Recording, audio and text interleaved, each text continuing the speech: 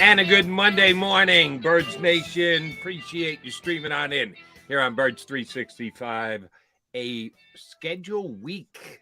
Going to be exciting on Thursday. Or is it? I'll get to that in a second. Johnny McMullen and McDonald here with you for the next 2 hours. Got two good guests coming your way. Our bud Jeff Kerr from CBS Sports, less than 20 minutes from now. And in hour number two, the Motti Man, Rob Motti from Associated Press, going to jump on in with us. So do not leave the stream. Johnny Mac, on Friday, you got to do something you hadn't done in a while. Head on over to the NovaCare complex to see something other than the Panderer-in-Chief trying to make a statement with his wardrobe, and or Howie Roseman's falling short in attempts of humor. Not falling short with the movies he's making. He's very good at that, but Howie playing the Chuckle Hut this week, probably not happening. No, you actually got to see guys playing football. Not by the way, you bring up, hey, real quick, you bring up Panderer-in-Chief. Hey, Nick hasn't done that, man. He's had two opportunities to wear Sixers gear. Just straight Eagle stuff, huh? Yeah, he's not doing it anymore. He's feeling himself. He doesn't need to pander anymore. Oh, you think that's what it is? I don't know. I don't know, but that was not one of the questions put to Nick Sirianni. Where's the Sixer garb? It was not. Shame on maybe you we should have. So Zach did ask him. Zach Berman asked him about, do you learn anything from the Sixers run? So he did get asked about the Sixers, but he didn't get asked about the garb. No clothing questions, huh? I just put it out there for a laugh. I wasn't really all that concerned about it. I was just thinking about it. I had to think back. I had to look at pictures. He was not. It was just straight Eagles gear. And I didn't see any questions him handling this week, but I remember the previous time he had just an Eagle t-shirt, and I said, "Oh, Panderer-in-Chief taking a pass on trying to ingratiate himself somewhere." But that's besides the point. The Eagles were actually on the field, or at least some Eagles were on the field. Guys who were temporarily Eagles, or at least being paid to come in and try out to be Eagles this week with the rookie mini camp. Anything of value? I know the action and activity is limited. There were some positional decisions that were made, at least on a short-term basis.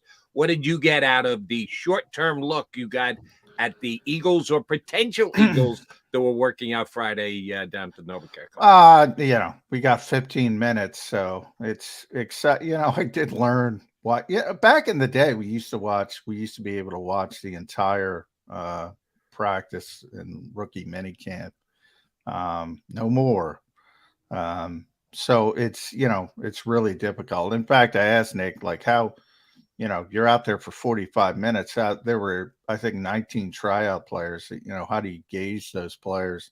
He gave an interesting answer, but it's really, really difficult. And, you're just trying to get people sort of, initiated to the way they do things, the way they practice. I mentioned the meetings are a big deal. I thought Nick kind of fumbled with the Jalen Carter conditioning questions. I got in trouble for that, Jody, over the weekend.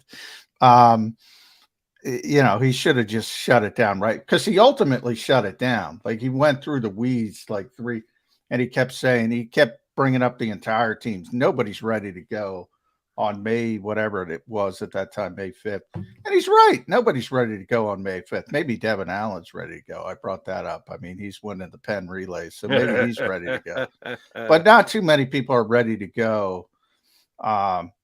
So there's no issue. And he said, at the very end, he said, no concern whatsoever with Jalen Carter's conditioning level. That's where he should have started. But he went in the weeds, and he was talking about 7-on-7 drills. And I'm like, what the hell is 7-on-7? Jalen Carter's never going to be in a 7-on-7 drill. He's a defensive lineman. He just got in the weeds. I thought it was a mistake. People got upset like that because I didn't have the pom-poms out, Jody.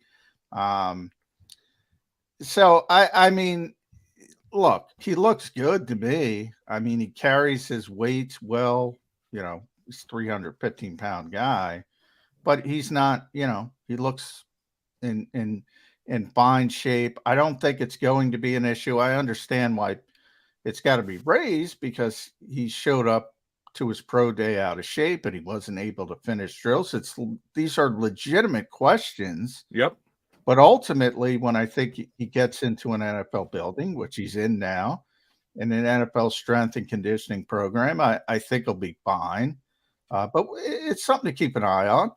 I mean, I brought up the Sixers. We're 8 years into Joel Embiid or something there, and we're still talking about conditioning with Joel Embiid in big spots. So it's something to keep an eye on. And I think it's fair, but can't gauge much. It's just the start. It's the kickoff point. It's the foundation for how they do things, basically. More so to me, I thought intriguing, more so than his conditioning. And I think the Eagles have, and you can speak to this better than I can. I think the Eagles have one of the better training and conditioning staffs in the National Football League. If a guy isn't quite up to snuff in the end of the first week of May, they'll get him there by the second week of September when the game gets underway. I have faith in that. And we asked the same thing about Jordan Davis last year. And I thought Jordan Davis was in fine condition by the first game of the season. He got hurt. Do I think that has anything to do with his conditioning that compromised his first year? I don't know that. So I think they did a good job of getting, because the same questions were asked about Davis last year that are being asked this year of their first round defensive lineman from Georgia being picked. Eagles, the training staff and his teammates will get him ready. He'll be in condition and ready to go by the first week of the season. What I thought was more interesting was Adam Schefter reported last week that the Eagles' first-round draft pick had called them before the draft. That he enjoyed not a good week for Adam. 0 for 2. So you don't believe that? You think Schefter got bad information or flat out made that up? I don't think he made it up. I think, first of all, he said these things on it, and he said the Gannon thing on a radio show. He said them both on a radio show. So, he's kind of speaking extemporaneously. He's not reporting things. He's just talking about the team. I'm sure at one point, whoa. Time out, Jody Mack. Saying something on a radio show is not reporting it? No. I try to be very, very clear. Johnny, I'll try not to spit on any of your reports, but you're spitting on my livelihood here. I'm just alerting you.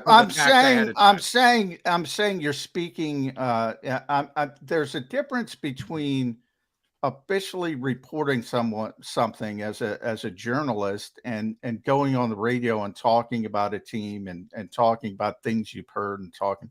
I try to make that clear here. When I say things, sometimes I say, I'm not reporting that, that's my thought. That's my speculation. I'm sure Jalen Carter told somebody at some point he'd like to play for the Eagles. I'm sure that's what Adam heard. Did he call him before the draft? I mean, that would be weird, number one. And I don't know the exact wording, to be honest, of what he said. But yeah, Jalen was asked about it, and he said, I don't remember that. He didn't seem to be lying.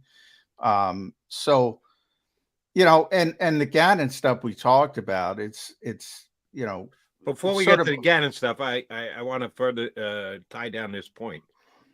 I don't know this. I probably should know this. Maybe you do, maybe you don't. Are players allowed to call teams? In a world in which we deal with tampering every single day, the Eagles actually benefited from tampering of the Arizona Cardinals and got their draft pick moved up because the Cardinals broke the rule.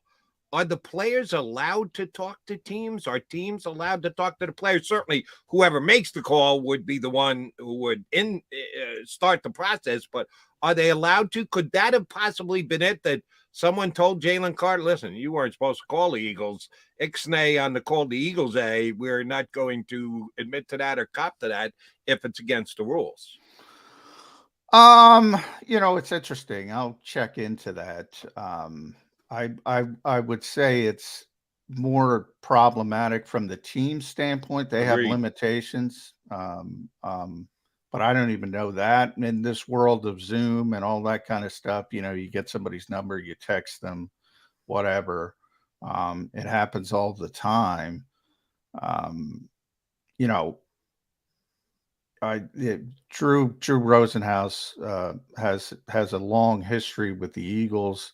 I think it was well known that, and that's where those initial reports came out of, when he wasn't allowing Carter to take meetings elsewhere outside the top 10. Everybody knew the Eagles were interested in Jalen Carter. So part of it is like, why would you need to? Number one. But secondly, just the logistics of it. I think that was more the issue than, maybe they texted at some point and said, hey, I'd love to play for you. Or, he probably might have done it with the entire top 10. Who knows? Hey, I'd love to play for you, Chicago. Yeah. I'd love to play for you, Seattle.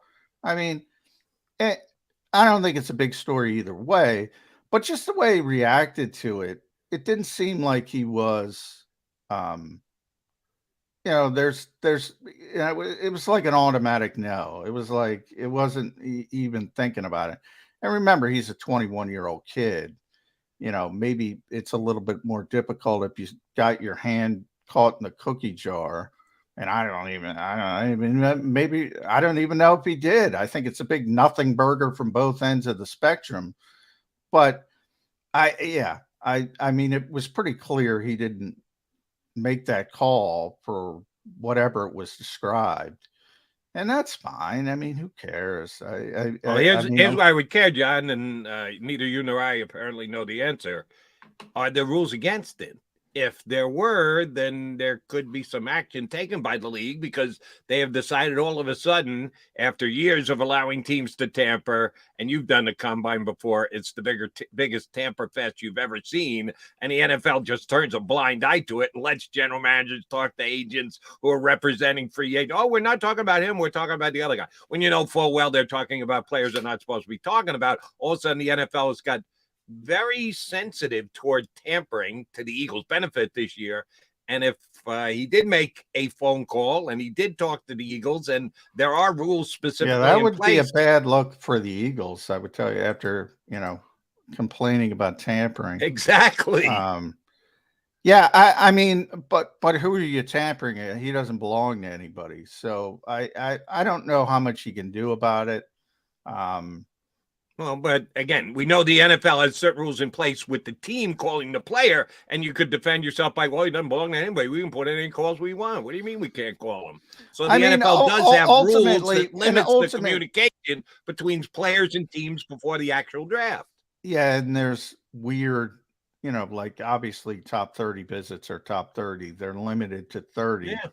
Yeah. But you have all these Zoom visits now. It's a different world.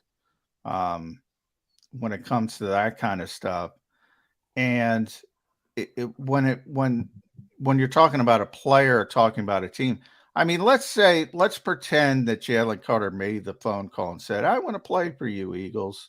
And Seattle takes him at number 5. Well, you're shit out of luck. There's nothing you can do. I mean, did he? I think, Philadelphia gets excited over, and not everybody, but I think a lot of people get excited. You saw it with Micah Parsons wearing a Tyrese Maxey jersey. Yeah. They get excited about players who they think want to play here. And I think that's part of it as well. Devontae Smith's still a Celtics fan. I mean, it doesn't matter. Well, Micah Parsons plays both ways. You're right. Yeah. Micah Parsons is a Sixers fan. Mike Trout is an Eagles fan. How'd that work out? People have been talking, he wants to play for the Phillies. Maybe he wants to play, but he can't. All right. I mean, that's, if you grow up in an area, you like a team, or maybe you like a team for whatever reason. Jalen Hurts is a Houston fan. I hate to break it to you. Astros fan. Who cares? Ultimately, he could want to play for the Eagles, and I think that gets people jacked up. But if again, Seattle or anybody else in between, Detroit, Chicago, all right, well, they got your rights. There's not much you can do unless you have the number 1 overall pick and say, lobby them and say, you should take me. You should not take Bryce Young. Then maybe it could mean something. And we know for a fact that Jalen Carter is going to be here a minimum of 5 years. Oh, wait, maybe I shouldn't say that. If he can stay on the straight and narrow, he's going to be here the minimum of 5 years.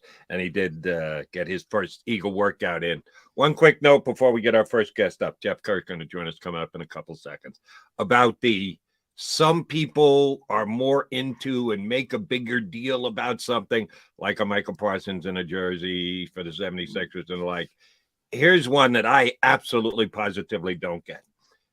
You and Ruben Frank are even more outspoken about this than I am.